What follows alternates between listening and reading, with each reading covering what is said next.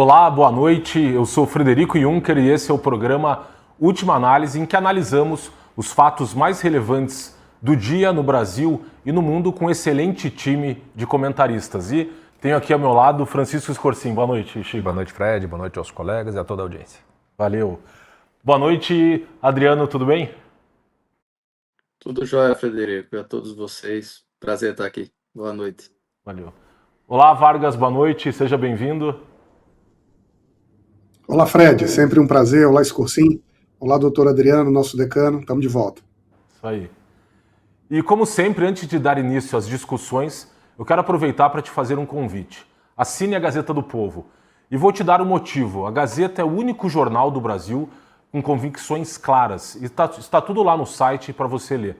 Quero um outro motivo, o timaço de colunistas. E mais um, a Gazeta tem mais de 100 anos de tradição. E aqui um último motivo para você virar assinante e se viciar na Gazeta, a nossa promoção. Assinando a Gazeta do Povo agora, você paga apenas R$1 por mês nos 6 primeiros meses. Para assinar é fácil, muito fácil. Basta clicar nos links que você encontra no chat ou na descrição do vídeo, usar o QR Code na tela ou ainda acessar diretamente o site www.gazetadopovo.com.br/R$1. Então não perca mais tempo, assine a Gazeta do Povo e ajude a manter no ar produções como o programa Última Análise. E a caminhada da liberdade, liderada pelo deputado Nicolas Ferreira, só cresce, arregimentando pelo caminho pessoas comuns e atraindo, claro, o interesse de políticos.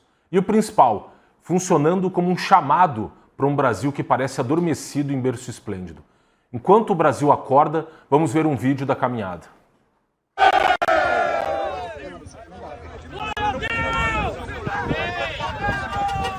Já! Anistia! Já! Anistia! Já! Anistia! Já! Liberdade! Já! Justiça! Já! Liberdade! Já! Justiça! Já! Quem acordou dá um grito! Francisco, havia um medo no ar no Brasil, especialmente depois do julgamento dos réus do 8 de janeiro, né, as pessoas com receio até de sair às ruas, com base nas condenações, nas prisões, né, de tantos, quase 2.000 brasileiros que foram processados no bojo aí das manifestações do 8 de janeiro. Você acha que esse ato do Nicolas, essa manifestação convocada, agora nessa caminhada, é de alguma maneira uma quebra, uma ruptura com esse clima de medo que imperava no país?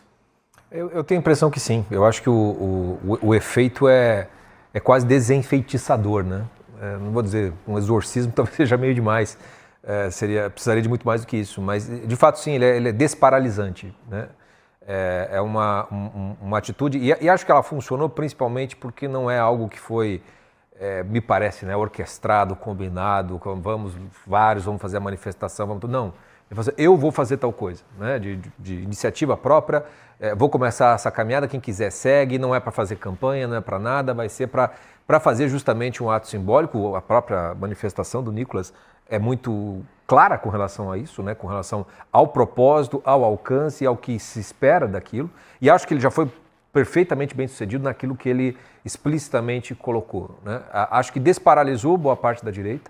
Eu acho que você tem, para mim, tem duas dinâmicas, né, acontecendo internamente na direita, especialmente no bolsonarismo como um todo, né? Que é a maior parte da direita. A primeira delas é o desânimo, né? É a desesperança, e que você precisa de lideranças que levantem a bandeira do chão e vão para cima. Essa é a grande função do líder, né? Rearticular as forças, né? Certamente o nosso espectador já deve ter assistido vários filmes de grandes batalhas, grandes guerras, onde as grandes cenas são justamente os discursos dos generais, né, motivando. Pega o Gladiador, pega o grande discurso. Agora não vou me lembrar qual peça de Shakespeare, que acho que é de Henrique V, que é um dos mais belos discursos. O discurso do Churchill, né? Quando a situação estava toda complicada na Inglaterra, vamos lutar na rua, vamos lutar no banheiro, vamos lutar em qualquer lugar, mas não vamos nos render. E isso é o papel de lideranças efetivamente falando. E estava faltando. Tem um vácuo muito grande com relação a isso. E o outro lado da moeda é o medo. E aí eu acho que o medo eu acho que não é nem tanto o medo de ser preso, o medo de ser condenado, embora obviamente isso exista, né? Porque eu acho que a boa parte das movimentações e manifestações que a direita fez já no país, ela já demonstrou que é disposta a pagar um preço. Eu acho que só o fato das pessoas terem acampado na frente dos quartéis, correndo o risco de serem acusadas daquilo mesmo que acabaram sendo condenadas, demonstra que o medo da cadeia, da prisão, da condenação talvez seja menor do que da mentira com a qual se pode manipular situações. Uma das coisas que talvez a mais deletéria de todo esse processo do Supremo Tribunal Federal é como é fácil você arquitetar uma narrativa substituindo uma realidade. E a gente vê que isso se tenta novamente, né? Acho que foi hoje mesmo que saiu uma notícia da Polícia Rodoviária Federal dizendo que não foi pedida autorização, que ninguém avisou nada, que é super perigoso essa caminhada do Nicolas, porque pode colocar em perigo, etc. e tal, que foi prontamente respondida pela equipe do Nicolas, acho que pelo próprio Nicolas, mostrando os ofícios que foram oficiados da Polícia Rodoviária Federal, foi oficiado quem tinha de se oficiar, né? Então, por que cargas d'água, então, se fala algo assim? Porque o que importa é você construir uma narrativa, né? Se alguma coisa acontece e não foi feito os pedidos, a culpa, obviamente, vai ser do Nicolas. Também a manifestação termina no domingo. Onde? Aonde que normalmente se faz manifestações em Brasília? Na Praça dos Três Poderes? Melhor não. Melhor não, porque se faz lá, se aparece qualquer confusãozinha, motivo para 60 anos de prisão, né? Vai fazer uma papuda? Não, também não, porque pode ser que aconteça alguma coisa. Uma corrente de oração já foi proibida, já sendo acusada como sendo um possível incitação a mais atos antidemocráticos. Então já vai ser feita numa praça a 6 km de distância da Praça dos Três Poderes, na Praça do Cruzeiro, na qual você vê que essa dimensão do medo e de se tentar ter um controle da própria, ou tentar pelo menos algum antídoto contra as narrativas para se dizer que tudo isso é mais uma vez uma manifestação golpista, eu acho que esse medo, ele talvez seja tão grande ou até maior do que o medo de ser preso ou de ser condenado.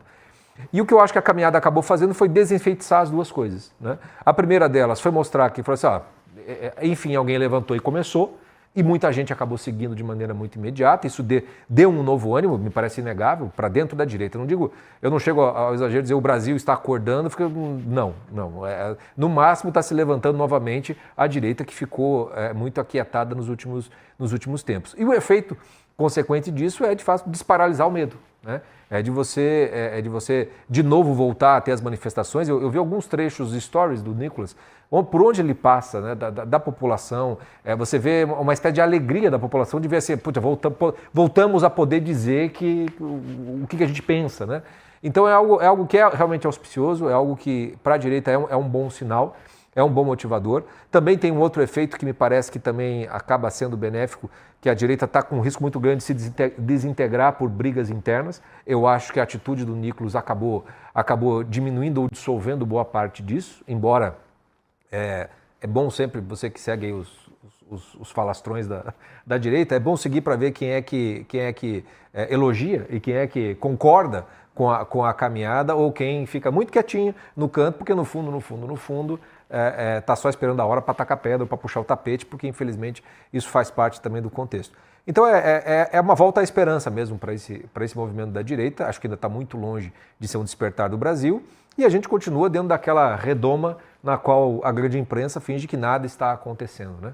Até que de repente se torna inevitável o que está acontecendo, e aí acaba se noticiando como se fosse uma grande surpresa, como se ninguém tivesse previsto isso. Não, as coisas estão acontecendo, e aquilo que está silente não significa que foi desmontado. Está desmobilizado, mas para mobilizar não está precisando de muito, não. Perfeito.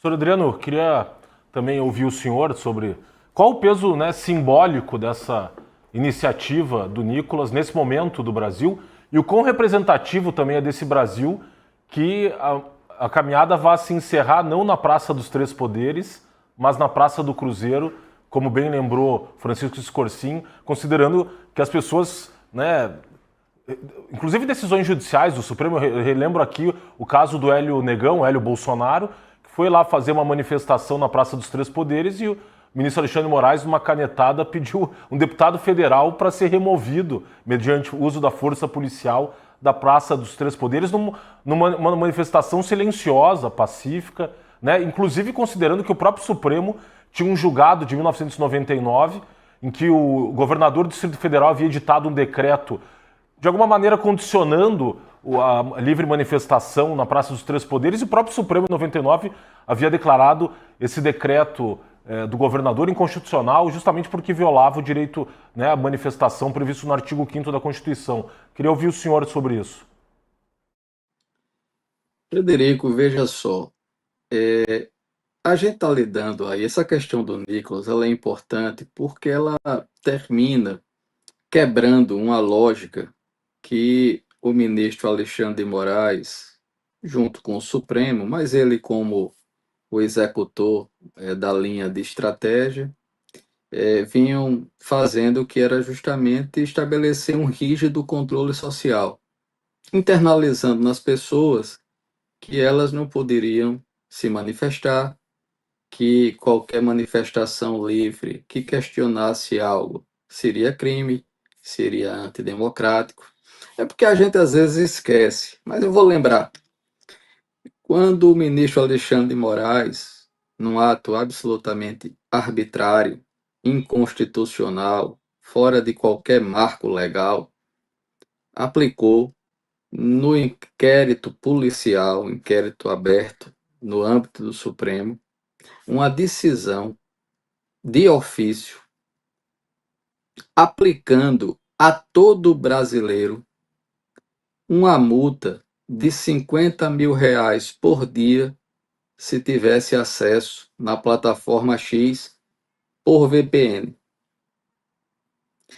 Quantas pessoas internalizaram essa coação moral e ilegal, deixando de acessar a plataforma?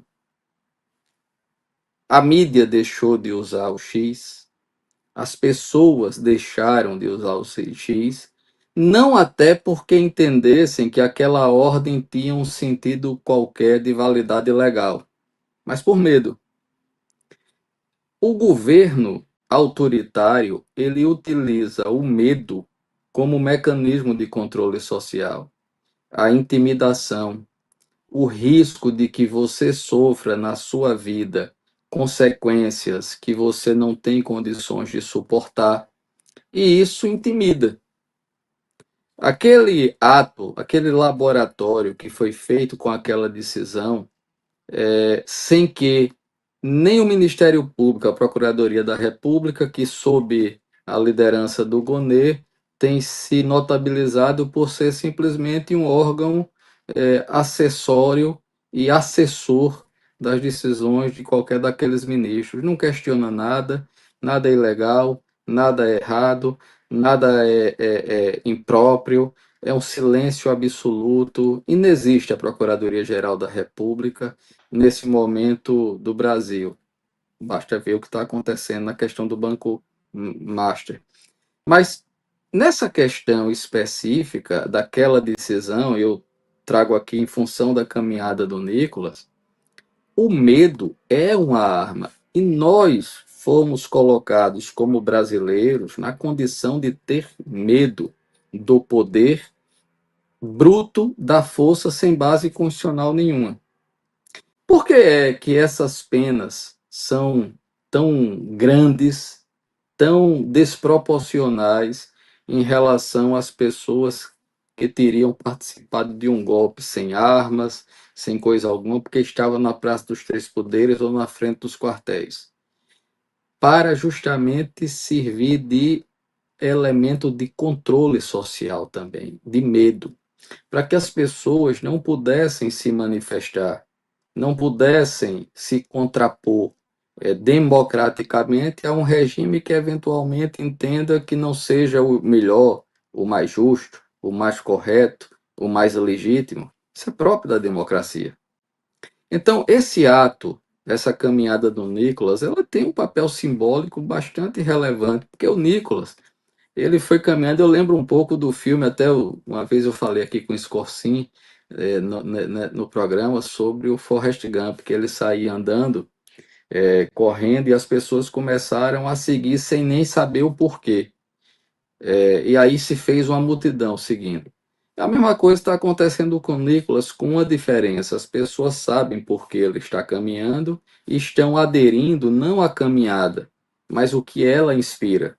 E nesse sentido, o que o Nicolas está inspirando é justamente que as pessoas possam democraticamente ir à rua, possam democraticamente manifestarem-se sobre as injustiças de uma condenação desarrazoada e excessiva, por exemplo, de um líder político, de pessoas que inclusive morreram na prisão, como o Clesão, possam se manifestar justamente para que a liberdade de expressão seja de fato o que ela é, um direito individual natural de cada cidadão, de cada pessoa, independentemente do regime jurídico em que existe. Porque a liberdade de expressão é aquilo que faz, Frederico, a gente ser a gente.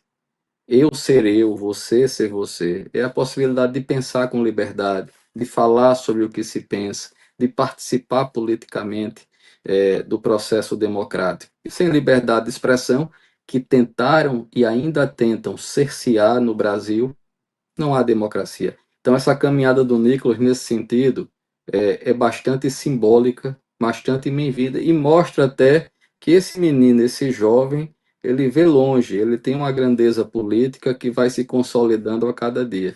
E merece os aplausos de cada um de nós, dos brasileiros. Perfeito, professor. Vargas, uma cientista política, Elizabeth Neumann, dizia que um dos mecanismos, né, de controle, especialmente da opinião pública, era a espiral do silêncio. Será que o Nicolas Tão está quebrando essa espiral do medo no Brasil? Eu acho, Fred, que esse movimento inaugurado pelo Nicolas tem um potencial de quebrar esse potencial de medo e de começar a instilar nas pessoas e na própria cultura brasileira uma dimensão de força, de capacidade de transformação que mesmo o Brasil esqueceu que possuía. E não só o Brasil conservador, o Brasil como um todo, que se tornou uma espécie de país sonolento e burocratizado, que passou a enxergar a política como se fosse uma atividade rotineira de um conjunto de burocratas que exercem o poder para nós em nosso nome e muitas vezes pelos seus fins. E essa ação política do Nicolas mostra para as pessoas como a política tem uma dimensão mais profunda, uma dimensão que muita gente chamaria de uma dimensão da mudança, que é ancorada em um conjunto de valores com os quais as pessoas comuns compartilham e que muitas vezes não encontram um espaço concreto dentro das instituições para reverberar. E nas análises que têm sido feitas sobre essa iniciativa do Nicolas, que sem dúvida desafia esse medo, essa rotina cristalizada, tem sido feita uma comparação com um movimento muito poderoso que aconteceu nos Estados Unidos a partir da Segunda Guerra Mundial, sob a liderança de pastores, muitas vezes invocando um discurso religioso, identificado com o movimento dos direitos civis. E eu gostaria aqui de fazer uma analogia para ver as semelhanças e as diferenças, e o que essa experiência política lá, que também foi uma maneira de romper com o medo, identifica ou sinaliza para nós aqui. Lá o que aconteceu foi que a Suprema Corte tomou uma decisão declarando inconstitucional leis que segregavam formalmente nos ônibus locais para pessoas brancas e negras, não poderiam sentar nos mesmos assentos. E essa decisão, tomada pela Suprema Corte, deveria então ser efetivada pelos estados. Vários estados do Sul, ainda muito marcados por uma segregação racial histórica, resistiam a implementar essa lei. Começa então um movimento, muita gente chamou de os viajantes da liberdade, os Freedom Riders, é um dos embriões desse movimento de direitos civis. De jovens que pegavam um ônibus, saíam de Washington, no norte, viajavam para estados do sul e lá, propositalmente, sentavam brancos no local de negros ou negros nos assentos de brancos. Claramente, assim, desafiando, né, os estados que estavam descumprindo com a interpretação constitucional afirmada pela Suprema Corte. O efeito disso ao longo do tempo foi provocar uma gigantesca mobilização, com mais protestos, mais ônibus, com mais atenção pública, e o que parecia ser uma disputa sobre em qual assento eu tenho o direito de sentar, logo logo se converte em um debate grandioso sobre o que é a liberdade em uma nação. Quais são os direitos de igualdade entre pessoas de raças diferentes? Em última análise, o que é a Constituição. E lá nos Estados Unidos, a disputa pontual pelo local do assento no ônibus foi o gatilho que provocou uma espécie de incêndio ou de efervescência na opinião popular, gerando assim inúmeros movimentos, outros líderes como Martin Luther King, e, em última análise, uma própria mudança constitucional. Agora, qual a comparação que nós estamos assistindo aqui? E claro que a gente ainda está vendo o início de um movimento popular, sob a liderança de um jovem, que atrai pessoas com um discurso ainda um pouco difuso de questionamento a uma maneira de organizar as regras civis ou a maneira como a Constituição tem sido interpretada e aplicada no Brasil. As diferenças. Lá nos Estados Unidos, a decisão constitucional da Suprema Corte era o apoio para esses movimentos questionarem as leis dos estados. Aqui a gente parece ver algo, ainda de forma difusa, no sentido contrário. Segundo, lá os jovens líderes marcharam com o batom na mão em direção à estátua. Aqui há uma opção de evitar a Praça dos Três Poderes. Lá, centenas de pessoas pagaram o preço da liberdade, foram presos, o que só provocou novos movimentos e reações que geraram a mudança futura. Aqui, ainda não há uma clareza sobre o nível de disposição de quem luta pela liberdade de fazer desse movimento um gesto mais profundo. De todo modo, estamos dando um passo. E o que a história desses movimentos de transformação que fazem a liberdade ganhar assento na realidade popular, não só num ônibus, não só numa cidade, mas num país, o que a história desses movimentos revela é que começa com esses gestos, às vezes extemporâneos, às vezes pontuais, às vezes minúsculos, mas logo encontram um canal de transmissão que lhe permite receber a energia popular e escalar para níveis mais abrangentes. É nesse momento em que as pessoas comuns rompem com medo, Fred, porque encontram a política como a política com P maiúsculo foi pensada originalmente para ser. Um canal de expressão de valores pelos quais as pessoas estão dispostas a se sacrificar. Perfeito, Vargas. Obrigado. Já vamos voltar, só um pequeno recado do nosso patrocinador. Hoje eu estou com o Dr. Laidir de la Torre, especialista em ortodontia e ortopedia funcional dos maxilares. Doutor, Blue M virou destaque nas farmácias e nos consultórios. Mas afinal, o que faz a marca ser tão diferente no cuidado da saúde bucal? A Blue M é uma aerotech holandesa que desenvolveu uma tecnologia exclusiva, o oxigênio ativo. E é isso que faz toda a diferença. Ele reduz bactérias, acelera a cicatrização, equilibra o pH e mantém a mucosa saudável. Tudo isso sem arder, sem manchar os dentes e sem irritar a boca. Ou seja, é potência com suavidade. Exatamente. E por isso a Blue M ganhou tanto espaço, principalmente em situações sensíveis, como nos pós-operatórios, quem usa alinhadores, quem sofre com sensibilidade e, claro, pacientes em tratamento oncológico. Nesses casos, escovar pode ser difícil e o fluido bucal Blue M vira a solução ideal. Porque basta aplicar sem esforço e o alívio já aparece, não é? E rápido. O fluido Blue M reduz a ardência, acalma a mucosa e ajuda na cicatrização, mesmo quando a boca está extremamente sensível e com um poder antibacteriano comparável e até superior ao da clorexidina, só que sem os efeitos indesejados. É um cuidado moderno, seguro e que cabe na rotina de qualquer pessoa. E esse é o diferencial da Blue M. É eficaz, suave, pode ser usado diariamente, sem contraindicação. É saúde bucal inteligente para todas as fases da sua vida. E para finalizar, a saúde começa pela boca. Blue M, a marca de higiene oral mais premiada da Europa. Disponível nas principais farmácias e mercados. Saiba mais em bluem.com.br. Chico, retomando aqui a questão da caminhada, que eu acho que é um consenso entre todos aqui de que ela é muito significativa, né, emblemática, importante para a história política do Brasil.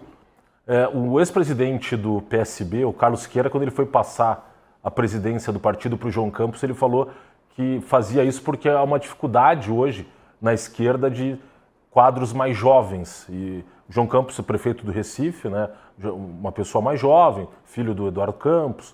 E na direita a gente tem visto surgirem mais lideranças aí despontando, e lideranças jovens.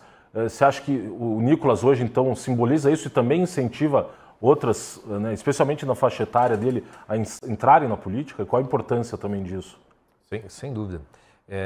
Eu me lembro, até acho que na semana passada até eu escrevi um texto para a editoria de ideias na Gazeta, porque lá em 2018, quando da eleição do Jair Bolsonaro, eu escrevi na Gazeta mesmo, no meu espaço, na minha coluna pessoal lá, uma série de colunas meio que rascunhando um pouco da história que levou à eclosão da nova direita. Porque eu percebia, uma das características que eu percebia era que não se sabia muito bem de onde vinha, quem era, e isso seria muito decisivo com relação a para onde vamos, né?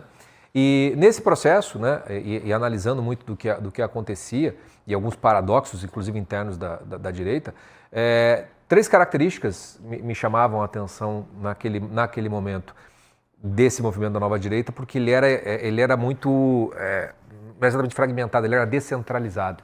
Por mais que você tinha a figura de Jair Bolsonaro como sendo aquela a qual a direita acabou se articulando, e acho que muito hoje da paralisia decorre do fato dessa figura que centraliza não estar podendo, né, trabalhar, vamos dizer assim, faz com que essa recuperação dessa descentralização, que significa dizer basicamente assim, que a gente não sabe que pode surgir uma liderança do nada, alguém que não esperava, mas de repente tem um movimento. A candidatura do Pablo Marçal para a Prefeitura de São Paulo é um bom exemplo do que eu estou querendo dizer aqui. De repente alguém que não vem porque está dentro, porque está eleito, porque está de acordo com... Não, de repente vem com aquele poder de discurso e consegue um capital político muito grande. Mas a característica que mais me chamava a atenção naquela época era a juventude, que como a nova direita ela era jovem. Não porque não houvesse pessoas mais maduras, e o próprio Jair Bolsonaro não era uma figura jovem, muito menos agora. Mas havia uma característica da presença da juventude. E hoje, né, nesse texto que eu revisitei essas características, hoje você tem isso de maneira estatística comprovada. Praticamente todas essas grandes pesquisas eleitorais, quando elas saem também avaliando se a pessoa é de direita ou de esquerda de acordo com o recorte etário. E é muito curioso, porque a minha geração, que é a X, e os boomers que vêm antes de mim, a maioria ainda é de esquerda. E na minha história, a minha geração sempre foi mais de esquerda do que de direita. Mas passou da geração X, já começa a ter de direita, e quanto mais jovem, mais de direita ainda é. Agora, qual é essa direita? Né? E essa talvez seja a dificuldade da esquerda. Porque a esquerda antiga, que contra o capitalismo, a coisa do sindicato e tudo mais, já não tem a menor condição de conversar com essa juventude que é inteiramente conectada, que vê as possibilidades de se ganhar de maneira o empreendedorismo, de buscar uma espécie de liberdade de horários, de uma série de coisas. Essa esquerda antiga não conversa. E a nova, que ela é extremamente sectária e fechada em pautas que a gente chama dos wokes, né? Assim, teve uma certa onda, mas ela é insustentável em si mesma. Então é natural que isso acabe não indo muito longe. E as novas gerações da esquerda ficaram presas dentro disso. E aí as dificuldades, acho que da esquerda, de jovem que tem o João Campos e a Tabata Amaral, né? Mas que a Tabata Amaral é praticamente aquela formatadinha pelas universidades americanas, com essa pauta de gênero e tudo mais, que não tem essa capilaridade. Inclusive namoram. Né? Que namoram, inclusive namoram. Então quando você olha para uma figura como o Nicolas Ferreira, que é um menino, né? Hoje não é mais, que é um pai de família e tudo mais, mas você vê que ele vem dessa característica, não vem do meio político, vem de uma descentralização que permite que essas figuras apareçam e vem com essa característica de juventude. A novidade que me parece muito saudável desse movimento é que a direita tem uma história já, tem lideranças, efetivamente falando, mas a única que conseguiu, ou pelo menos simbolicamente, ou num primeiro momento, movimentar novamente a direita e com a mesma característica que a direita tinha antes de 2018, que era as manifestações não têm dono, não tem político, não tem partido, isso aqui é por uma pauta, efetivamente falando, temos que tirar o PT do poder. O Nicolas fez isso nesses discursos que ele fez. Não vem aqui pedir voto, não vem aqui fazer tal coisa, vai ser por essas pessoas, pelo Rio de Janeiro. Então eu acho que ele tem talvez uma leitura intuitiva disso tudo, e ele recupera algo que é da característica dessa direita que nasceu e que ainda não amadureceu o suficiente para estar institucionalizada. Ainda falta partido, ainda falta uma estrutura de base com uma hierarquia. Enquanto isso não tem, você tem o lado bom disso é que surgem essas pessoas com muito menos idade, às vezes sem qualquer maiores conexões políticas, mas que têm uma capacidade de conduzir o eleitor, o público, como políticos profissionais não conseguem fazer. Né? Então, dentro da direita, eu acho que o Nicolas acaba representando muito mais o que é essa juventude da direita do que, às vezes, os grandes caciques que souberam lutar muito bem contra a esquerda, mas que talvez não são aqueles que vão fazer com que essa direita se construa efetivamente falando. E estamos falando aqui dentro do bolsonarismo, mas essa direita fragmentada tem o pessoal que era do MBL, que era tão jovem quanto, hoje eles têm um partido político, estão fazendo uma manifestação agora lá contra o Banco Master em São Paulo, também não são lá muito jovens, se botam como jovem, não são jovenzinhos coisíssima nenhuma, né?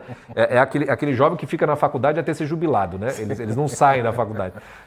Mas tem essa característica também, né? Então eu acho que é inevitável que a juventude da direita acabe tomando conta pelo simples fato de que a passagem do tempo vai levar a isso, mas eu acho que dentro do bolsonarismo, e dessa direita não só bolsonarista, mas em torno disso, eu acho que a liderança do Nicolas ela é muito, faz um bem danado para tudo isso. Porque os filhos do Bolsonaro são herdeiros naturais, mas nenhum deles me parece que conseguiu capitalizar essa dinâmica e essa dimensão de juventude, como você consegue ver pelo Nicolas. Pode ver até pelos alcances dos movimentos dele em rede social.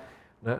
Tire o Bolsonaro, quem que consegue ter mais seguidores, mais engajamento? Quem foi que quase conseguiu derrubar o governo esse ano com um vídeo só? Que foi o vídeo do Pix. Conseguiu, inclusive, influenciar o Neymar em 2022 a declarar voto no Bolsonaro. Exatamente. Né? Então, ele de fato é o quadro, me parece, mais promissor, não sei se vai ser bom.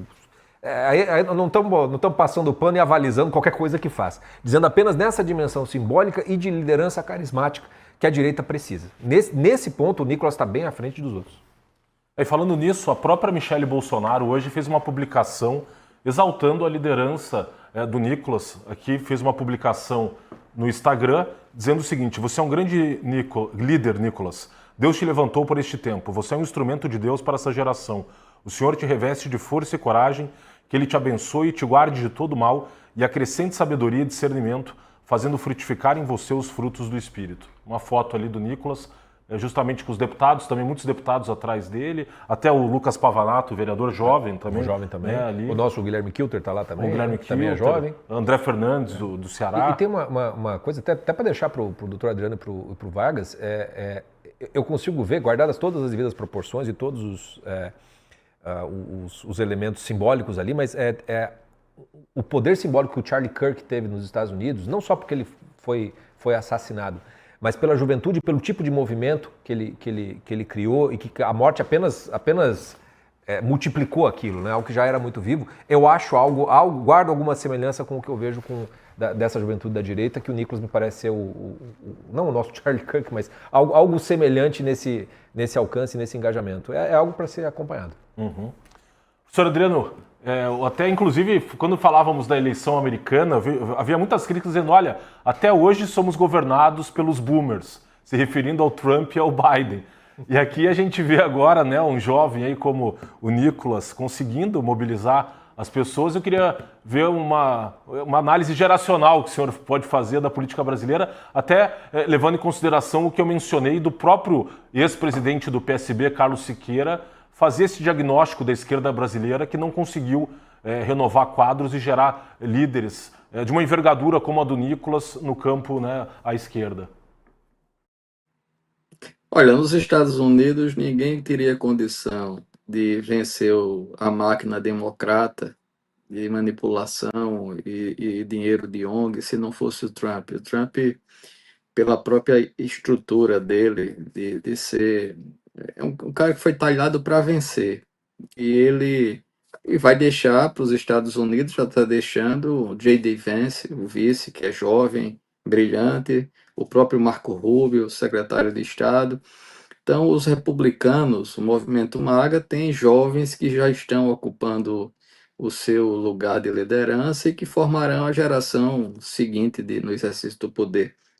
No Brasil, o Nicolas e outros jovens que se espelham nele, inclusive fizeram parte de uma estratégia do próprio Nicolas. Você tem vereador, por exemplo, em Fortaleza, em Recife, e em outras capitais, São Paulo, e o Pavinato mesmo é um exemplo, que tem uma inspiração e até uma ligação com o Nicolas. E ele, portanto, vem criando uma liderança e organizando isso e gerando, portanto, musculatura para uma eleição futura em que, por certo, ele deverá ser um forte candidato no futuro a presidente da República, a governador do estado, quando tiver idade, mas ele já está constituindo essa musculatura e a direita ela se renovou. Vocês citaram aí, por exemplo, o prefeito de Recife, o João Campos, a Tabata Amaral, são jovens na idade, mas com as ideias velhas, antigas, carcomidas do socialismo. Esse socialismo, por exemplo, de Cuba agora que está no escuro. Cuba conseguiu esse socialismo do João Campos, dessa turma jovem com ideias anacrônicas, que conseguiu, inclusive, o governo de Cuba publicar essa semana um ofício institucionalizando o apagão.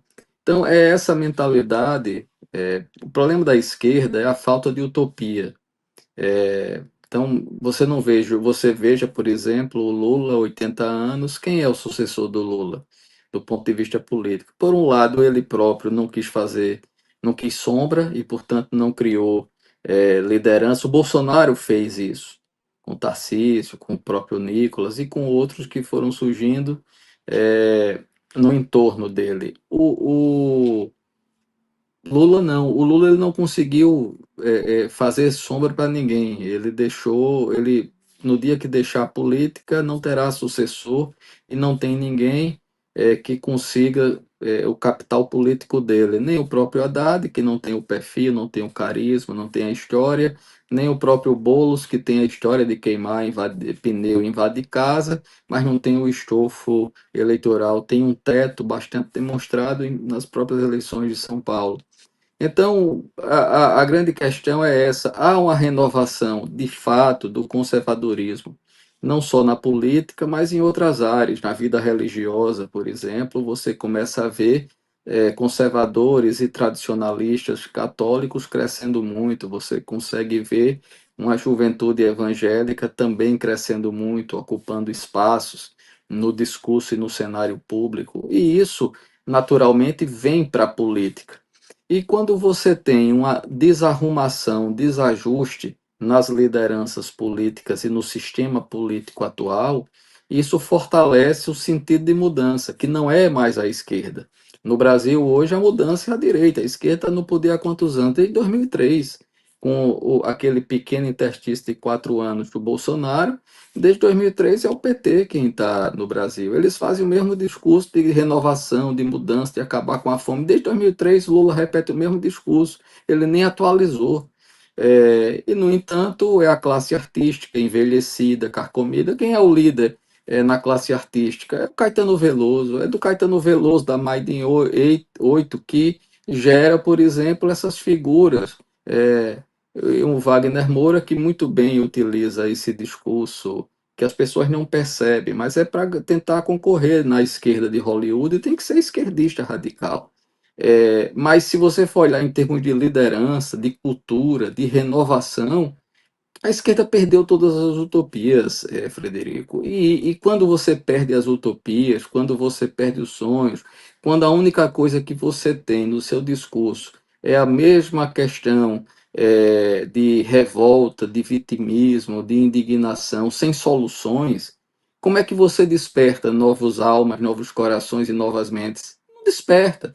Então, me parece que essa renovação, por exemplo, menino não, um rapaz, um jovem brilhante como o Nicolas e outros que têm aparecido, eles despertam essa sensação não apenas de mudança, mas a busca de valores, a busca de substrato, né? E isso é que faz toda a diferença. Nós temos hoje, na verdade, de um lado, uma visão de mundo que aposta numa filosofia, numa visão negativa, vitimista, de desconstrução da sociedade, desconstrução da família, desconstrução da sexualidade, desconstrução até do português elu, dilu, bilu, enfim, esses pronomes que ridículos, enfim, e de outro lado, você tem uma juventude que aponta para valores, aponta para o outro, aponta para mudanças estruturadas, para livre iniciativa, para liberdade de expressão.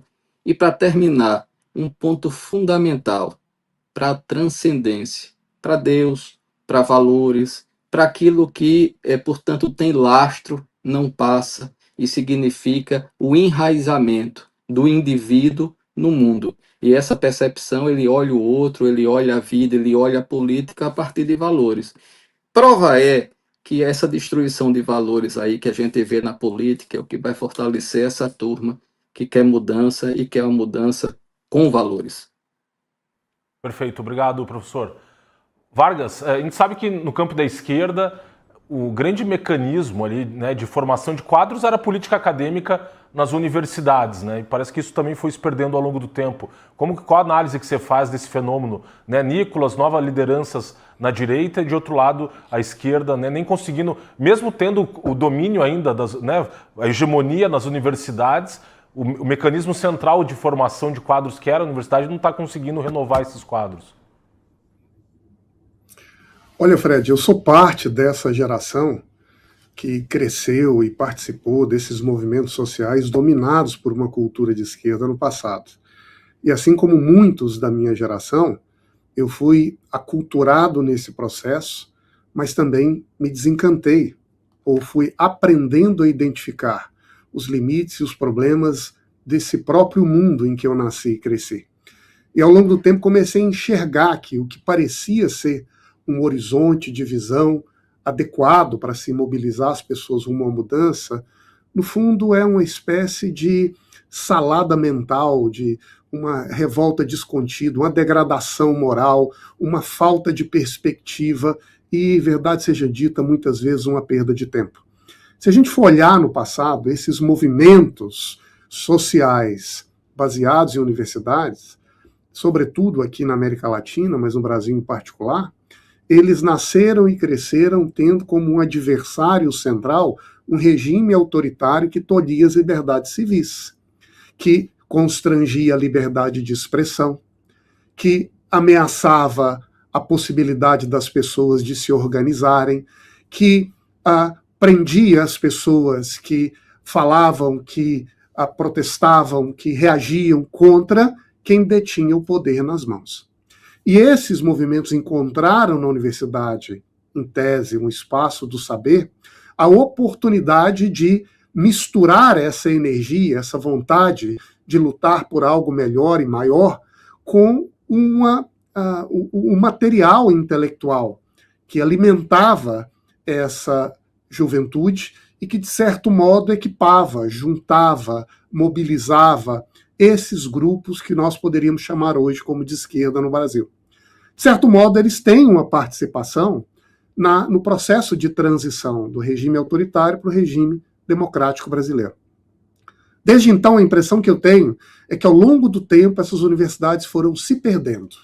Foram se perdendo em diversos níveis. Foram se degradando em algumas áreas, inclusive na sua sofisticação intelectual.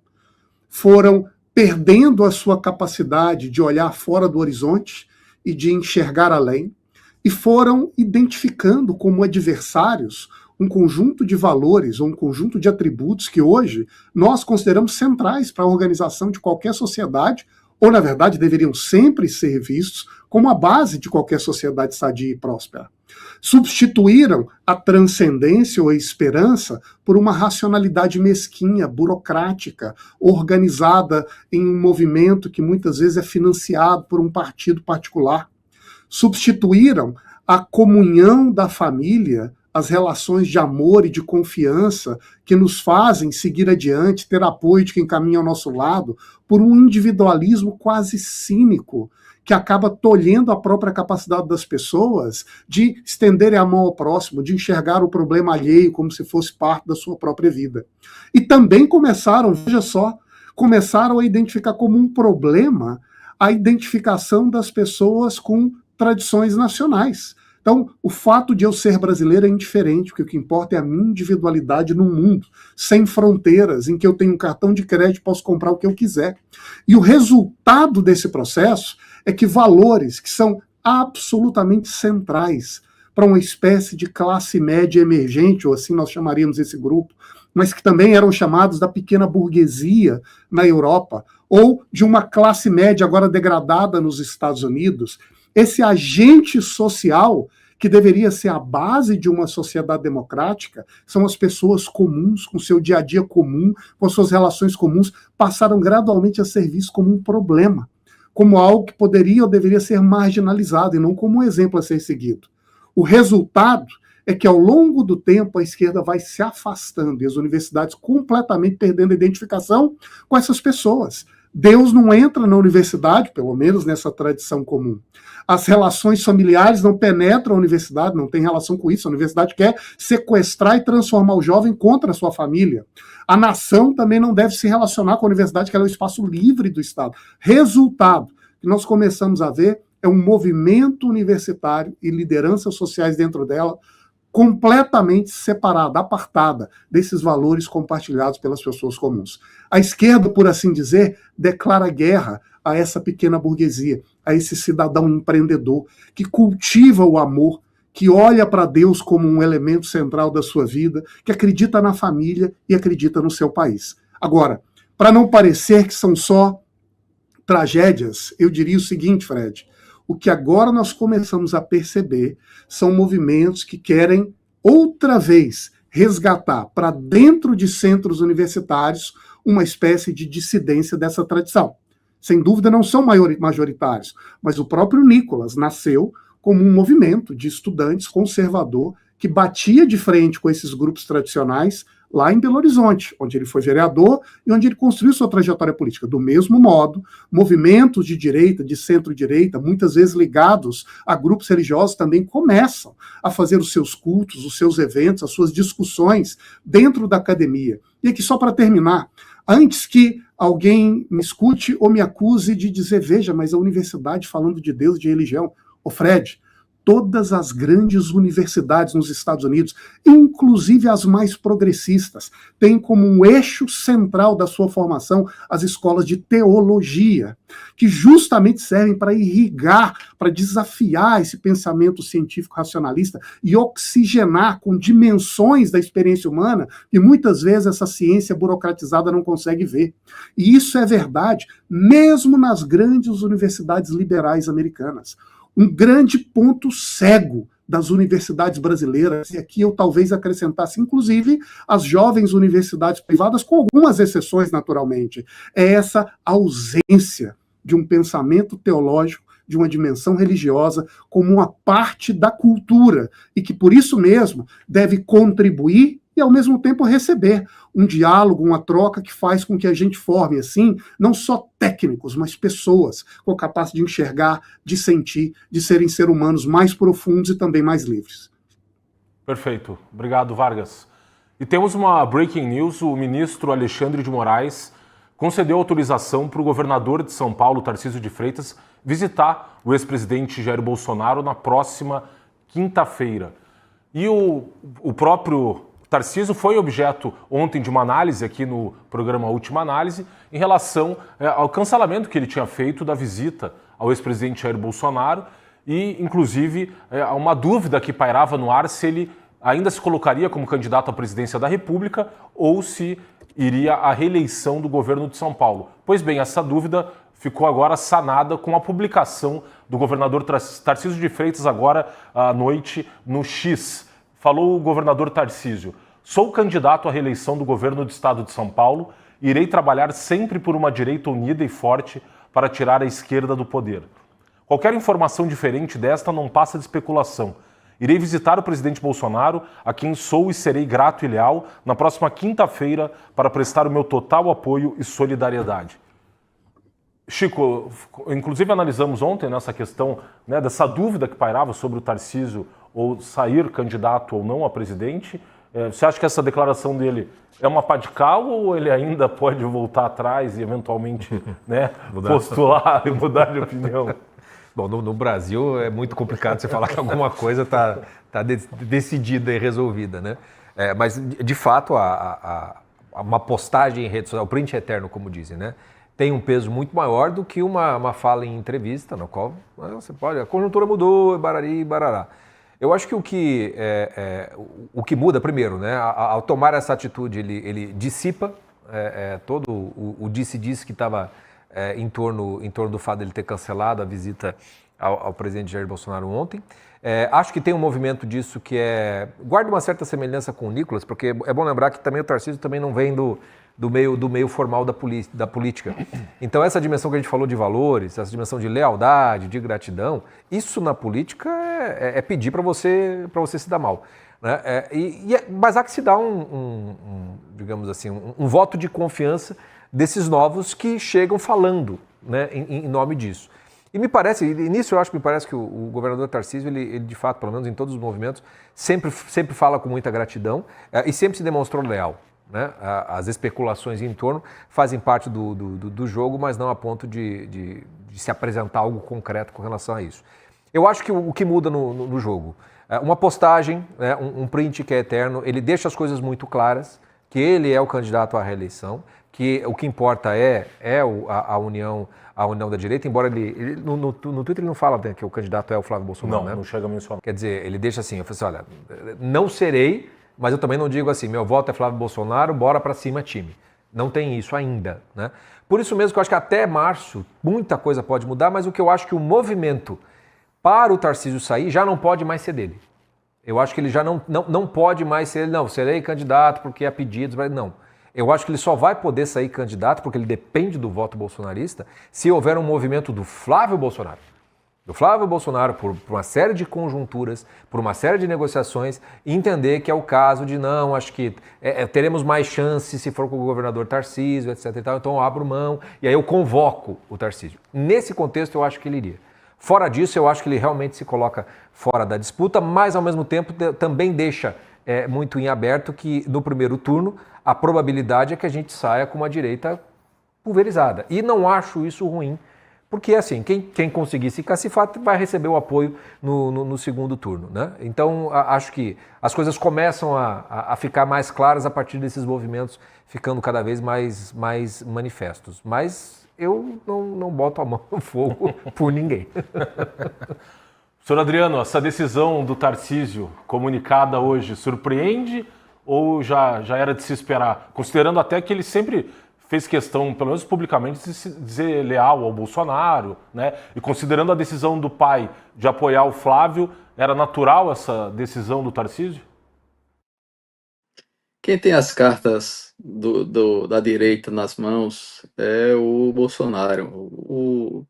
É ele quem tem o patrimônio político e ele delega ou entrega a quem ele desejar. Ele escolheu o Flávio, não tem como o Tarcísio, por força própria, candidatar-se. E a única opção que teria nessa movimentação seria, eventualmente, primeiro, se o Flávio não se viabilizasse nas pesquisas.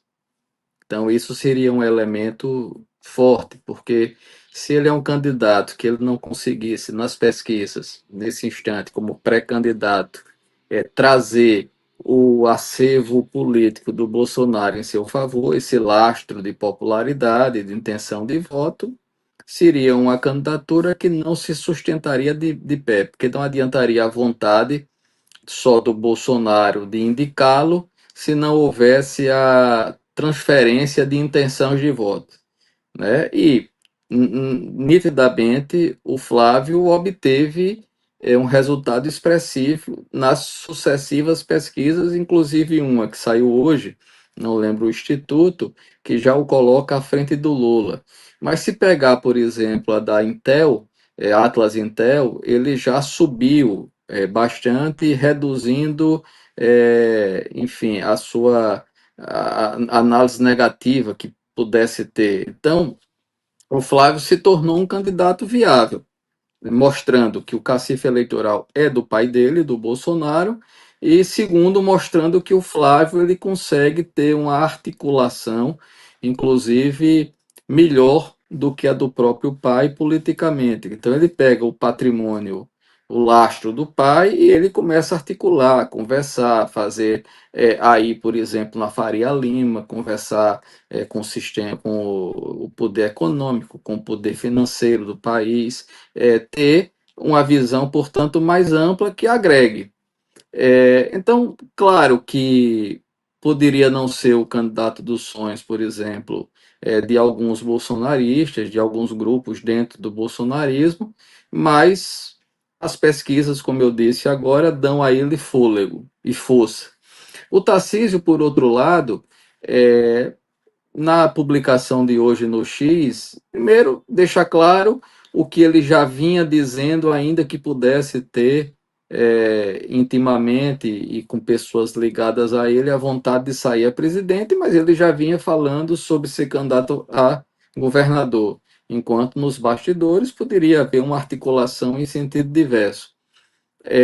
A partir do momento em que isso se consolida e ele publica sem indicar quem é o candidato, mas tem a reunião em seguida já marcada com o Bolsonaro na Papudinha. Poderá ser esse o momento, por exemplo, depois de uma conversa com o Bolsonaro, ele, na saída, declarar a sua lealdade, a sua fidelidade, como já declarou nesse Twitter aí publicado, a quem o fez governador de São Paulo, que foi o ex-presidente Bolsonaro. Então, nesse momento, me parece que a candidatura do Flávio ela já está consolidada, será ele o candidato Bolsonaro, e é importante, inclusive, que a direita lance mais de um candidato, para que nós tenhamos, por exemplo, numa eleição apertada, segundo turno. A unidade da direita ela se deve dar no segundo turno. No primeiro turno é bom que saia um Ratinho Júnior, é bom que saia o governador de Goiás, o Caiado, enfim, e outros nomes, porque isso pulveriza não só o voto da direita, mas atrai de outros segmentos também. E gera, portanto, uma maior probabilidade de segundo turno. Não é? Então, é positivo. Senão, você faz uma eleição de 2 candidatos só e vira um referendo do governo. E aí se torna mais arriscado. A pulverização, nesse instante, ela é interessante. Veja o que aconteceu no Chile. A direita saiu com vários candidatos, houve o segundo turno e o candidato da esquerda perdeu, justamente porque no segundo turno a direita se alinhou e derrotou. Agora, Portugal, pode acontecer a mesma coisa, se a direita de Portugal não tiver assim aquela posição de dizer, não, eu não me junto com André Ventura. Mas se tudo ocorrer como aconteceu no Chile, é possível que a direita ganhe em Portugal também. Né? Então, por essa razão, eu acredito que esse desenho que está sendo construído aí, de um primeiro momento de mais de uma candidatura da direita e a unidade da direita no segundo turno. Acho que com isso há grandes chances da direita ganhar. E cá para nós, viu? Se a situação do Brasil econômica não melhorar, eu não sei se a candidatura do Lula será viável ou não, se ele toparia entrar numa eleição a esta altura do campeonato e da vida dele, com riscos de perder ainda mais de um candidato como Flávio Bolsonaro, que é um candidato que tem o nome Bolsonaro seu maior ativo.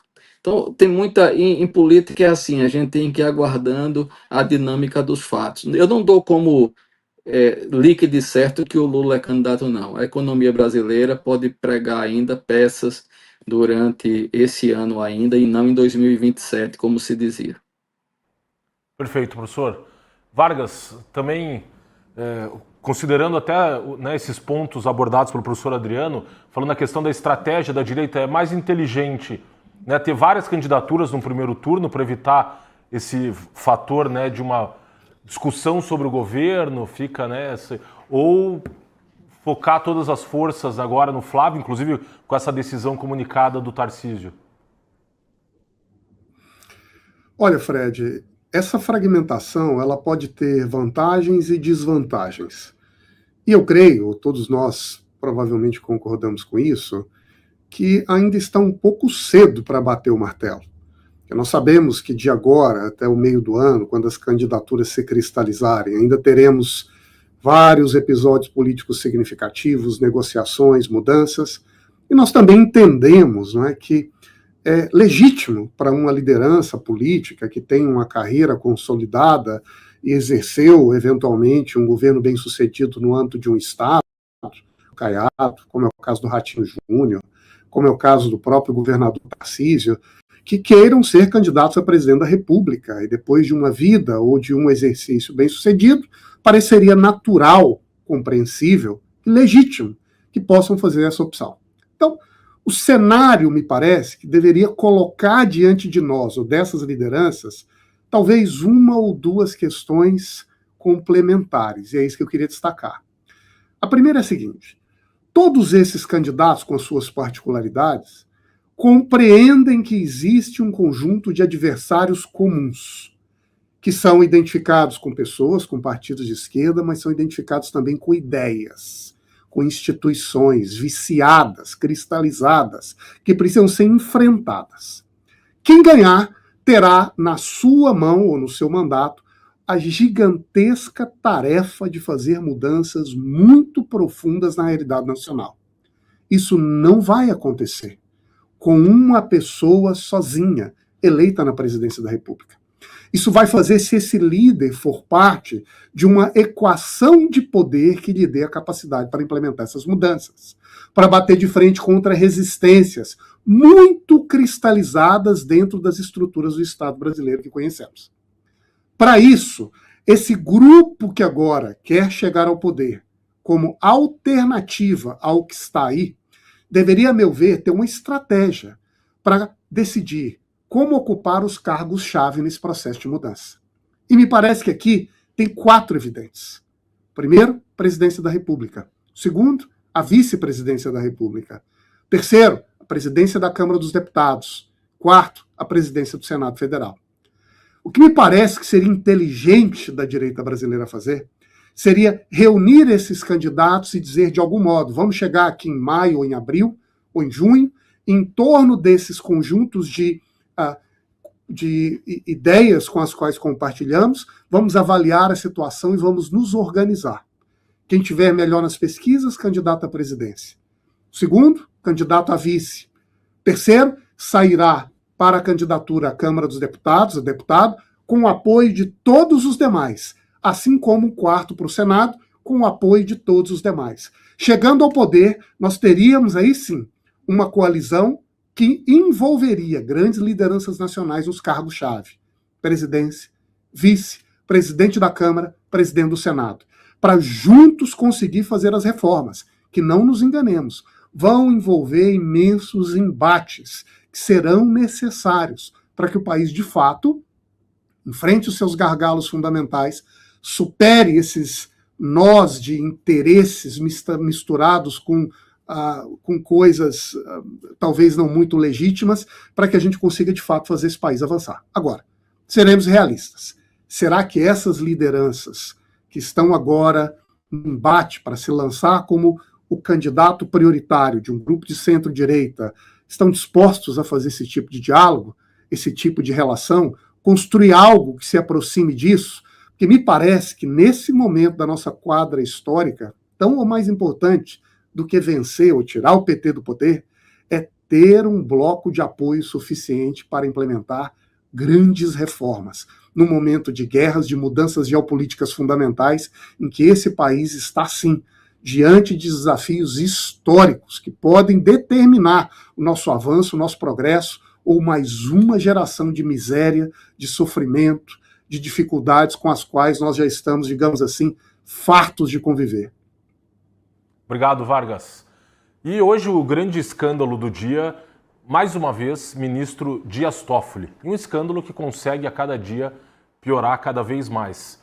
Uma jornalista foi à cidade de Marília para entrevistar o irmão do Dias Toffoli, que seria sócio do resort Taiaiá, e encontra a esposa, a cunhada do Dias Toffoli. Questionada, a cunhada do Toffoli disse que o irmão dela não seria dono, o esposo dela não seria dono do resort Taiaiá, o que complica ainda mais o ministro Dias Toffoli, pois há hoje evidências cada vez mais claras de que ele próprio seria, então, o proprietário do resort Taiaiá. Além disso, veio a público uma imagem dele, ministro Dias Toffoli, recebendo numa visita no resort Taiaiá o André Esteves, dono do banco BTG Pactual, e o empresário que tem um avião que viajou, com quem o Toffoli viajou para assistir ao final da Libertadores no Peru, entre Palmeiras e Flamengo. E a própria Gazeta do Povo fez um editorial tratando do caso do Dias Toffoli com o seguinte título: Quem vai parar Dias Toffoli? Um trecho aqui de destaque: se Toffoli não for contido pelos pares, pela opinião pública ou pela PGR, não há como descartar um processo de cassação no Senado. No sistema de freios e contrapesos, é esta Casa Legislativa que tem a missão constitucional de impedir que o STF se torne o superpoder da República. Seja quando a Corte age coletivamente, seja quando um de seus membros resolve se portar como editor de um país inteiro. Por mais que outros ministros do Supremo estejam empenhados em blindar seus colegas desse escrutínio, muito mais prejudicial ao país é a omissão de quem deve vigiar os vigias. E o próprio Procurador-Geral da República se recusou a arguir a suspeição do ministro Dias Toffoli para atuar no caso do Banco Master. E acabou de, inclusive, haver uma publicação do ministro Gilmar Mendes se referindo a essa decisão do Procurador-Geral da República. Ministro Gilmar Mendes: a decisão da PGR de arquivar o pedido de afastamento do ministro Dias Toffoli evidencia o funcionamento regular das instituições da República. Em um Estado de Direito, a preservação do devido processo legal e a observância das garantias institucionais constituem condições essenciais para a estabilidade democrática e para a confiança da sociedade nas instituições. Decisões fundadas em critérios jurídicos objetivos, afastadas de pressões circunstanciais, fortalecem a segurança jurídica e reafirmam a maturidade institucional do sistema constitucional brasileiro. Chico, essa nota do Gilmar Mendes parece mais uma piada de mau gosto, considerando todas as coisas que vieram a público referentes ao resort do Toffoli, a questão, né, da própria investigação do Banco Master, lacra celular, não deixa a Polícia Federal examinar os celulares. Como é que você interpreta essa nota do ministro Gilmar Mendes? É patética, né? Porque o descolamento, né, de todo esse juridiquês, instituições, dessa suposta grandeza, né, institucional, ela absolutamente não existe no caso colocado, né? Talvez aquilo que mais me espante no que vem saindo com relação ao ministro Dias Toffoli é a coisa pé de chinelo, sabe? É aquilo que a gente estava acostumado no Brasil, infelizmente acostumado, a ver aqueles deputados de baixo clero, né? Aquelas corrupções para proveito próprio, assim, que você vê que é uma coisa... Severino Cavalcante. Exato, essa coisa pequena, né? Essa coisa que não tem cabimento e que é absolutamente incompatível com o cargo, né? com o mandato de deputado, senador, né? Muito mais no Supremo Tribunal Federal. Quando a gente fala de deputados, nós estamos falando de 500 pessoas. Falando de senador, nós estamos falando de 80 e tantas pessoas. Quando nós estamos falando de ministro do STF, nós estamos falando de 11, no caso 10, porque tem uma vaga em aberta. Então, a noção de decoro não é apenas o decoro do cargo, né? A reputação ilibada é o critério básico daquilo. E não é só aquela coisa do, a mulher de César não tem que ser só honesta, tem que parecer honesta. Não, aqui tem que parecer muito mais honesta do que honesta tem de ser de verdade. Então, quando a gente vê o que está, a cunhada falando assim, não sabe nem do que está falando. A sede da empresa dos irmãos é na própria casa dela, que ela diz que não, eu financei essa casa aqui em 25 anos, não sei de nada disso daí. Não faço a menor ideia do que seja, né? Quando você vê as imagens de alguns órgãos de imprensa que entraram no resort, é um cassino. Tem a mesa de jogar pôquer, você tem máquina, você tem criança utilizando aquilo tudo. Quer dizer, a coisa passa, falta até adjetivos para a gente conseguir dizer, porque independentemente, para mim, independentemente do que vá ser descoberto, do que possa ser vir a público, o que se tem hoje já torna absolutamente inviável não apenas a manutenção do ministro Dias Toffoli, como o relator do caso do Banco Master. Já é absolutamente inviável ele continuar usando a toga de ministro do Supremo Tribunal Federal. A gente tinha conversado aqui da outra vez, olha, as decisões que ele está tomando no caso do Banco Master, elas são decisões em que juiz em estágio probatório já seria reprovado. O que está se passando agora é muito pior do que isso. Ele não tem condição de permanecer como ministro do Supremo Tribunal Federal diante do que já apareceu. Porque é preciso exigir dos ministros uma postura muito mais séria, muito mais de lisura muito maior do que o que nós estamos vendo. Então, quando eu vejo o ministro Gilmar Mendes fazer uma postagem dessa, a coisa é patética e cínica ao mesmo tempo. Porque não há como você esconder o que está acontecendo. Então, a situação chegou num ponto em que a gente não está mais discutindo o caso do Banco Master. Nós estamos discutindo o caso do STF. Porque é bom lembrar que não é só o ministro Dias Toffoli que tem suspeita de envolvimento. Tem o ministro Alexandre de Moraes, com a sua esposa, com o advogado, com contratos de 130 milhões. Quer dizer, o que se expõe, as vísceras do que está exposto, é a completa... falou de recuperar a imagem do Supremo Tribunal Federal, não há mais imagem alguma. E o ministro Gilmar Mendes, ao fazer esse tipo de medida, ele se coloca também do lado daqueles que, olha, talvez para poder consertar o Supremo Tribunal Federal, talvez o senhor também tenha de sair. Porque a gente chegou num ponto agora que, e de fato, o editorial da Gazeta tem razão. Assim, ou o próprio STF toma uma atitude que nunca tomou na história, mas está se chegando num ponto em que não há outra solução. Não há outra solução. Mesmo que vá para o Senado, com impeachment e tudo mais, a situação é muito mais grave do que simplesmente, devolve o processo para a primeira instância, se declara por suspeito. Passou a fase disso daí. O que tem aqui, o que aparece é, o ministro Dias Toffoli, ele precisa ser investigado. E só por esse simples fato, já não me parece que seja possível que ele seja mantido como ministro do Supremo Tribunal Federal. Perfeito. Senhor Adriano, eu lembro que na semana passada nós inclusive discutimos, né, a própria chegada do Toffoli ao Supremo e agora com essas revelações hoje, né, imagens completamente abjetas dele recebendo André Esteves com um beijinho no rosto, bem cena típica de filme do Poderoso Chefão e não de um ministro da Suprema Corte. O senhor concorda com Francisco Scorsin que, para além do afastamento do caso do Banco Master, seria o caso de remoção dele do Supremo Tribunal Federal? Olha, os fatos são tão graves. O Supremo, ele tem a legitimidade dele como tribunal, o papel dele, ele vem também não só da Constituição, porque é um poder não eleito. Ele vem a legitimidade dele vem da liturgia e vem do papel simbólico. As pessoas precisam crer que aquela instituição funciona, que ela cumpre uma finalidade para dar uma densidade democrática a um órgão que naturalmente não é democrático.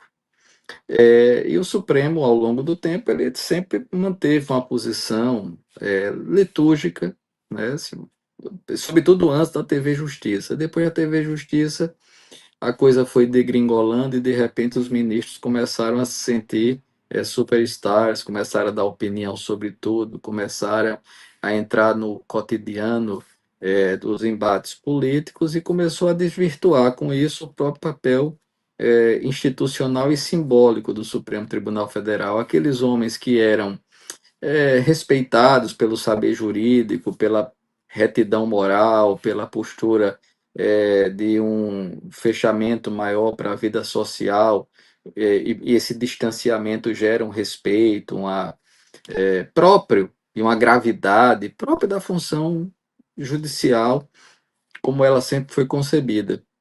O Supremo virou, na verdade, um palco político. É como se fossem deuses ou anjos que caíram do céu e vivem entre humanos. No caso aí, juízes que deixaram de ser juízes e vivem no meio político, empresarial, social, portanto, sem a liturgia do cargo, dando beijinhos no rosto, recebendo em resorts que são havidos como se fossem deles próprios, em nome de terceiros, uma cunhada que não sabe que a empresa que aportou, o marido é sócio, é uma bagunça completa. E isso o Scorsin tem toda a razão, quer ser realmente o Banco Master, que continua sendo, evidentemente, e o que vai sair dali, se for adiante, muita coisa vai acontecer. Mas no caso específico do ministro Toffoli, é que ele hoje é a fratura exposta. Não se trata só de um contrato do escritório da esposa de 120 milhões, trata-se, na verdade, de uma relação umbilical com o Banco Master, essa suspeita, né? Não existe uma acusação formal, mas as matérias jornalísticas apontam, em tese, uma relação, no mínimo, da família do ministro com o Banco Master, com fundos de origem dessas relações, origem até relativamente duvidosa, que geraram a compra desse resort, que não está no nome e está no nome de uma empresa, e daqui a pouco o dinheiro some, vai para um paraíso fiscal. Isso o senador Alessandro Vieira, que é um senador sério e nem é da oposição, nem pode ser acusado de bolsonarista. O senador Alessandro Vieira vem falando no tofolão, ele tem dado entrevistas muito duras contra essa situação, e não é só uma questão de resolução dentro do Supremo. O poder da República responsável pela fiscalização e por um processo de investigação e julgamento e afastamento de um ministro do Supremo é o Senado da República. O Senado está afora um ou outro senador, mas a cúpula do Senado é absoluto silêncio. O presidente Alcolumbre, acho que nem respira, se fingindo de morte. Ele fica ali de olho fechado, esqueçam que eu existo. E, enfim, por outro lado, a Procuradoria-Geral da República, que tem um papel de fiscalização, de ser o órgão do Estado, com independência, com autonomia, justamente para fazer esse acompanhamento, essa fiscalização dos respeitos dos atos públicos à lei. A Procuradoria-Geral da República tem sido também, em relação ao Supremo, cega, muda, surda, não quer saber absolutamente de nada, endossa todos os atos, de forma, inclusive, a banalizar a sua própria função. Veja, e aí é interessante esse Twitter aí do ministro Gilmar Mendes, que a Gazeta do Povo aqui colocou, o programa, me lembra muito o romance do George Orwell, 1984. Essas frases, assim, elas é tudo o inverso do que elas querem dizer, né? É uma novilíngua que força um duplo pensar. Ela diz uma coisa, mas na verdade está dizendo outra. Ela, quando diz, olha, o parecer, ou a decisão, ou o pronunciamento da Procuradoria-Geral da República fortalece as instituições, mostra que é necessário salvaguardar o Estado de Direito, seja lá o que for. Na verdade, é tudo o inverso. O que está sendo dito ali é o seguinte: olha, a gente aqui se resolve entre a gente, vocês não tem muito o que reclamar, e o Estado de Direito somos nós, a Constituição somos nós não precisamos dar satisfação a ninguém, nós não precisamos dar satisfação à sociedade, né? E pronto, e basta. A imprensa está fazendo o seu papel, né? Mas aquilo que a imprensa está mostrando e que a sociedade está vendo e que causa cada vez mais uma deslegitimação do Supremo Tribunal Federal, ela precisa reverberar nas outras instituições. E já não o fará na Procuradoria-Geral da República, em que o Procurador-Geral Paulo Gonet, sócio do ministro Gilmar Mendes no IDP, ele já demonstrou que será solidário e até a muerte, como dizem em castelhano os espanhóis, né? Estou com ele até a muerte. Pronto, vão juntos, vão defender o silêncio total. Então, caberia o quem? Ao Senado, justamente o órgão político que a Constituição outorgou essa função de fiscalização e de tomada de providência, de julgamento, eventualmente, de atos que sejam reputados ilícitos. Agora, também, viu, Frederico, aí como advogado aqui para nós, cadê a OAB, hein? Onde é que está a Ordem dos Advogados do Brasil? Hein, Vargas? Onde é... O Escocinho pode dar alguma ideia, mas cadê a ordem, né? A ordem, a instituição histórica em defesa da democracia. Cadê o pessoal lá da USP, né? Aquele pessoal que assinou a Carta da Democracia, né? Eu não vou falar do grupo Prerrogativas porque eles estão tentando até fazer ministro dentro do Supremo. Mas cadê esse pessoal? O que mais me deixa assim bestificado, para usar uma expressão bem nordestina, é esse silêncio da OAB. A OAB, ela simplesmente, como instituição, como entidade que representa os advogados, ela se despediu completamente do seu papel histórico, de nessas questões sensíveis da vida pública, ainda mais no campo jurídico, se posicionar em defesa da Constituição, da democracia, da legalidade das instituições. Então, a gente está nesse estado de coisa, viu, Frederico? Na verdade, a sociedade, a imprensa está fazendo o seu papel, não me pergunte por que motivo ela mudou tanto, né?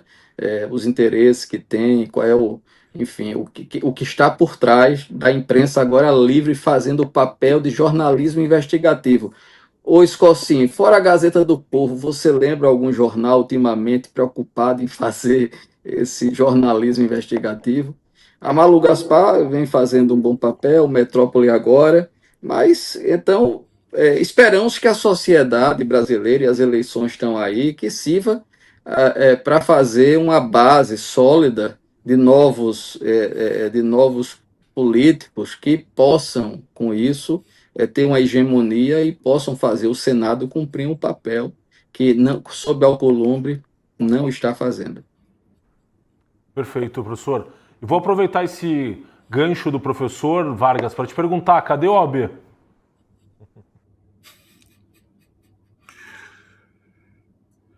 Olho para o lado, olho para o outro, só vejo silêncio. E o que é surpreendente é que a OAB tem esse histórico no Brasil, né, de ir ao encontro dos problemas mais cortantes da vida política nacional e, de certo modo, ajudar a colocá-los no centro da atenção do país, contribuindo de algum modo para a sua solução.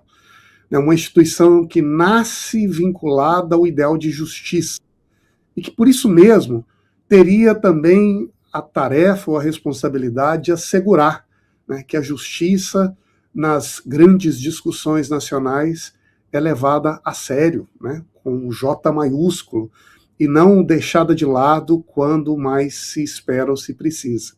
E agora o que a gente tem visto é esse processo de erosão, né, ou de hemorragia profunda da moralidade, da autoridade, da legitimidade, da justiça brasileira. E é um momento em que se esperaria que a classe dos advogados, por meio dos seus grandes representantes, viriam a público para outra vez botar o dedo nas feridas e cobrar mudanças que poderiam provocar uma qualificação, né, das instituições, uma movimentação das autoridades para garantir, assim, que o país pudesse avançar, corrigir os desvios, quebrar os ovos necessários, mas restabelecer um ambiente de paz, de respeito, de credibilidade, de esperança, né? Um país é feito de pessoas, um país é feito de território, um país é feito de instituições, mas, em última análise, um país também é feito de valores. Entre esses valores, a crença na justiça. Apesar dos pesares, caminhamos buscando a realização desses valores da maneira mais independente, mais imparcial, e as pessoas responsáveis pela condução desse processo no âmbito judiciário são pessoas que dão o seu melhor, que trabalham com esse objetivo. Brigamos, mas brigamos na bola, porque existe um árbitro que assegura que, de última análise, todos usarão os códigos, respeitarão os bons critérios, as boas regras do jogo. Nada disso tem acontecido. E a OAB, talvez agora, devesse cumprir esse papel outra vez histórico. Não foi a OAB que contribuiu para a transição democrática, não foi a OAB que participou no processo de impeachment, não foi a OAB que contribuiu com grandes mudanças na democracia brasileira. Onde está a OAB? Perfeito, Vargas. Obrigado, e já aproveitando também para agradecer pela sua participação essa noite. Eu que agradeço, sempre um prazer, Fred. Valeu. Professor Adriano, também sempre um prazer revê-lo, uma satisfação enorme. Você viu que o Vargas terminou respondendo com a pergunta, porque ninguém sabe onde está o Waller, né? Onde está o AB? Ô, Frederico, eu agradeço, um prazer sempre grande estar aqui. Espero que os que nos acompanham vejam a importância de ter um jornalismo independente como a Gazeta do Povo. Sempre um prazer estar com vocês. Valeu. Francisco Costin, sempre também uma satisfação tê-lo aqui. Eu que agradeço, ainda mais aprendendo com os colegas, e um bom fim de semana para toda a audiência, né? Isso aí. Análise volta semana que vem. Isso aí, na segunda-feira. E agradecer a sua audiência, né? Você que ficou até agora aqui conosco, no Última Análise, né? E aproveitar para falar, assine a Gazeta do Povo por apenas R$1 nos 6 primeiros meses. Um jornal de excelência, com informação de qualidade, um excelente time de colunistas. Você assina agora e paga somente R$1 por mês nos 6 primeiros meses. R$1 por mês nos 6 primeiros meses. Por esse valor, você vai ter acesso a um jornalismo baseado em convicções, a um timaço de colunistas, e vai ajudar a manter o Última Análise no ar. Temos ainda uma grande programação na Gazeta do Povo, Café com a Gazeta às 7 horas da manhã, de segunda a sexta, Sem Rodeios à 1h30 da tarde, de segunda a sexta, e esse Última Análise de segunda a quinta às 19 horas. Então, fique bem e segunda-feira estamos aqui de volta. Um forte abraço.